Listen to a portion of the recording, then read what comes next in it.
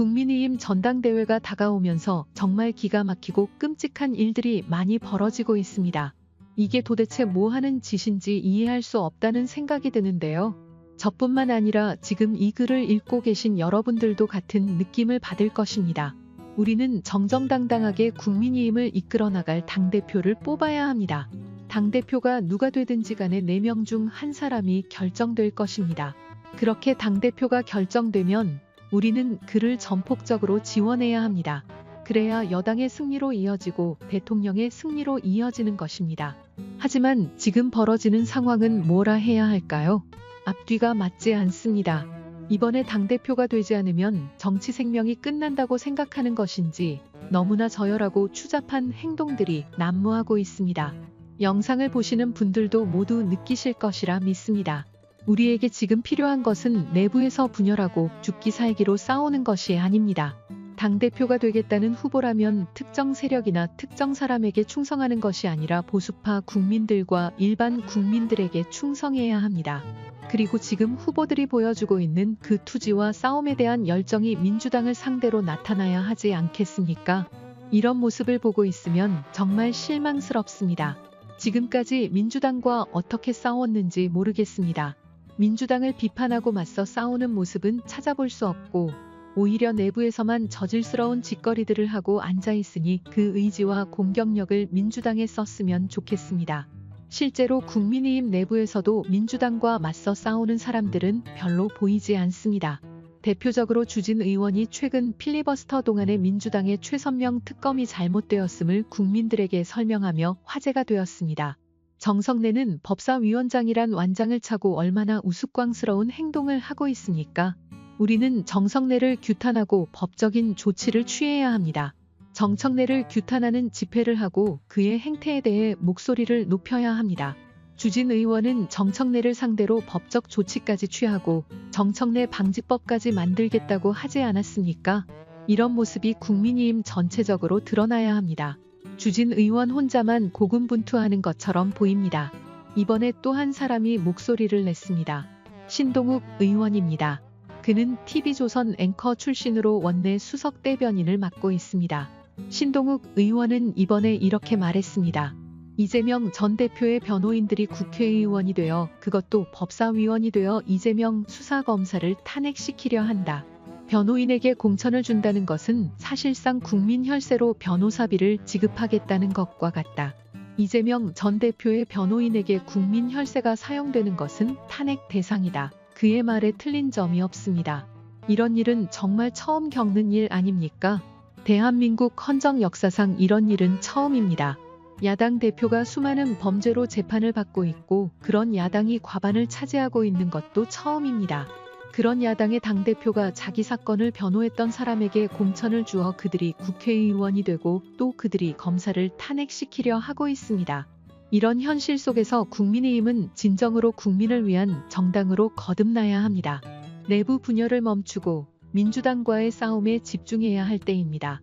지금의 혼란을 극복하고 국민의 신뢰를 회복하는 길만이 우리의 미래를 밝힐 것입니다. 탄핵을 실제로 실행하고 청문회를 열어 검사를 하겠다는 그들의 태도, 우리가 본 적이 없는 모습 아닙니까? 기상천외하며 말로 설명할 수 없는 이 상황에서 국민이 보여줘야 할 것은 무엇입니까? 신동호 앵커가 말하는 것처럼, 신동 의원이 말하는 것처럼 이재명 같은 인간이야말로 민주주의를 위해서 탄핵 대상이 되어야 한다는 목소리가 필요하지 않겠습니까? 내부 총지휘를 하며 사퇴 요구를 하고 연판장을 돌리는 등 아직도 국민이 정신을 못 차리고 있다는 것입니다. 아직도 정신을 차리지 못하고 저 자리에 앉아 있습니다. 국민의 목소리를 듣고자 하는 생각조차 없으며 어떻게든 권력을 유지하려는 의도뿐입니다. 지금 이 순간 4년 뒤 총선까지 고려해 누구에게 붙어야 공천을 받을 수 있을지 고민하며 권력을 유지하려는 이들의 모습, 이것이 바로 우리 정치의 현실입니다. 이런 더러운 짓을 저지르는 이들이 이번 기회를 통해 정치 생명이 끝장날 것이라고 확신합니다. 민주당의 현재 행태를 보면 국민에 대한 신뢰를 잃었다는 것을 알 수 있습니다. 범죄 혐의에 대한 객관적인 증거도 없이 이재명에 대한 수사를 담당하고 있다는 이유만으로 탄핵 소추안을 통과시키는 것이 대한민국에서 상상이나 할 수 있었던 일입니까?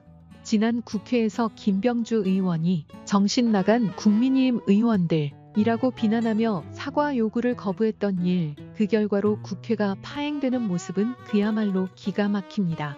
탄핵 소추안을 당론으로 발의하고 단 2시간 만에 통과시키는 이 상황, 대통령 탄핵이나 판사 탄핵보다 이재명을 지키겠다는 것이 이들의 우선 과제인 것이 분명합니다. 민주당이 검사 탄핵 소추안을 당론으로 발의해 단 2시간 만에 상정된 것, 이는 그야말로 코미디입니다. 이재명의 변호사비 문제 역시 다시 한번 주목받아야 합니다. 2018년부터 2020년까지의 재판 과정에서 초호화 변호인단을 꾸리며 단 2억 5,600만 원만 지출했다는 이재명의 해명, 이는 납득할 수 없는 일입니다. 민변 출신 변호사와 법무법인까지 동원해가며 14명의 변호인을 두고도 이토록 저렴하게 처리할 수 있었던 이유가 무엇인지, 이는 반드시 밝혀져야 합니다. 이재명의 변호사비 문제, 대장동과 백현동 사건 등 다양한 비리 혐의가 얽혀있는 이 상황에서 우리는 진정한 민주주의를 지켜내야 합니다. 검찰 내부망 프로스라인에는 이원석 검찰총장의 기자회견과 지휘를 응원하는 댓글이 60여 개에 달했다.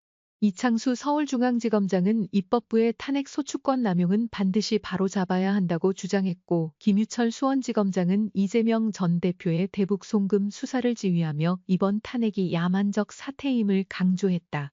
박영진 전주지검장은 부패 정치인과 그 정치 세력이 검사를 탄핵하는 것은 도둑이 경찰을 잡겠다는 것과 다름없다고 반박했다. 이에 민주당은 강하게 반발했다. 박찬대 원내대표는 검찰총장이 탄핵이 있을 때만 목소리를 낸다며 장경태 최고위원은 김건희 소환을 언제 할 것이냐며 공격했다. 검찰총장이 김건희를 소환하지 않는 것은 검찰이 김건희의 애완견이 아니냐는 비판도 제기되었다. 정치적 격변 속에서 검찰과 민주당 간의 갈등이 계속될 것으로 보인다. 이번 탄핵 소추안이 어떤 결과를 초래할지 주목된다. 민주당이 이재명 전 대표를 수사했던 검사 4명에 대한 탄핵 소추안을 내며 법사위원회로 넘겼다. 법사위는 탄핵 관련 수사에 영향을 미칠 목적으로 증인을 부를 수 없다는 조항을 이용해 조사를 방해하려는 방안을 검토 중이라는 보도가 나왔다. 과연 이런 상황에서 탄핵이 필요한가? 검사들이 직접 나와 수사의 정당성을 국민 앞에서 논쟁하고 토론하며 설명하는 것이 더 낫지 않을까? 김소정 변호사는 법원의 입장에서 제1야당의 재판 병합 신청을 심리하는 것 자체가 많은 시간과 노력이 필요하다고 말했습니다. 일반인들이 기소되면 대부분의 사건이 1년 안에 처리되지만 이재명 의원의 경우는 1년 이상 걸리는 경우가 많다고 설명했습니다. 이재명 의원은 일반인들과 다른 특혜를 요구하고 있는 셈입니다. 이제 이재명 대표의 정치적 행보와 법적 대응은 어떤 결과를 맞이할지 국민들의 눈이 집중되고 있습니다.